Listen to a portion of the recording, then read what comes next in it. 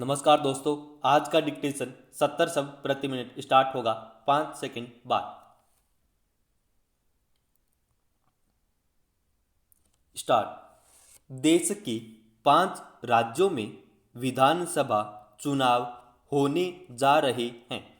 चुनाव प्रचार चरम पर पहुंचने लगा है। इस बीच चुनाव आयोग ने कुछ राज्यों में उपचुनाव का भी कार्यक्रम जारी कर दिया है। उपचुनाव वाले राज्यों में मध्य प्रदेश और राजस्थान जैसे राज्य भी हैं। प्रचार के दौरान व्यक्तिगत टीका टिप्पणियों का दौर शुरू हो गया है। एक दूसरे को नीचा दिखाने में कोई कसर बाकी नहीं रखी जा रही है। कुछ सालों से ऐसा प्रत्येक चुनाव के समय दिखाई देने लगा है। नेता राजनीतिक गरिमा और मर्यादा को लांघकर व्यक्तिगत आरोपों पर उतर आते हैं। यह लोकतंत्र के लिए कदापि सम्मानजनक नहीं है। पश्चिम बंगाल में इन दिनों चल रहे चुनाव प्रचार में नेता जिस तरह एक दूसरे को लेकर तीखे और व्यक्तिगत प्रहार कर रहे हैं, उससे साफ है कि लोगों की भावनाएं भड़काकर वोट बटोरना नेताओं को ज़्यादा आसान लगने लगा है। यही वजह है कि पार्टी बदलने वाला नेता भी अपने आप को कोबरा बताते हुए चुनाव प्रचार को आक्रामक बनाने की कोशिश करता है। भारतीय संस्कृति की दुहाई देने वाले लोग यह भूल जाते हैं कि भारत में वाणी संयम पर जोर दिया गया है। मुश्किल यह है कि हर कीमत पर चुनाव जीतने की जिद के चलते नेताओं ने हेट स्पीच को ही अपना हथियार बना लिया है। येन केन प्रकारेण चुनाव जीतने की यह कोशिश लोकतंत्र को कमजोर ही कर रही है।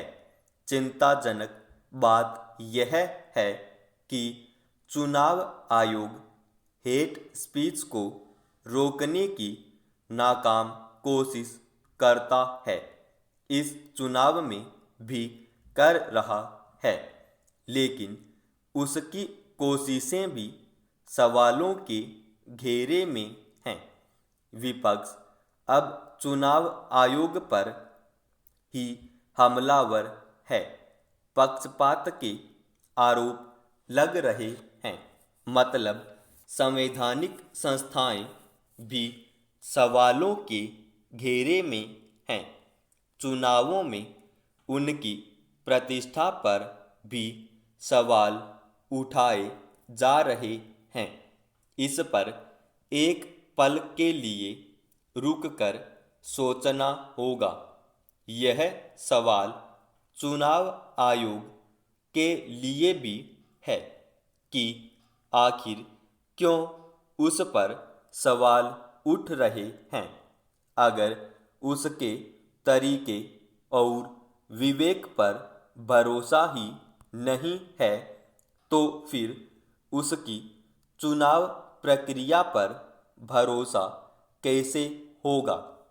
यही बात राजनीतिक दलों को भी सोचनी होगी कि वह भी यह सोचे कि अगर उन्हें चुनाव आयोग पर ही भरोसा नहीं है, तो फिर वे क्यों उस चुनाव प्रक्रिया का हिस्सा बन रहे हैं जिसे आयोग पूरी करा रहा है।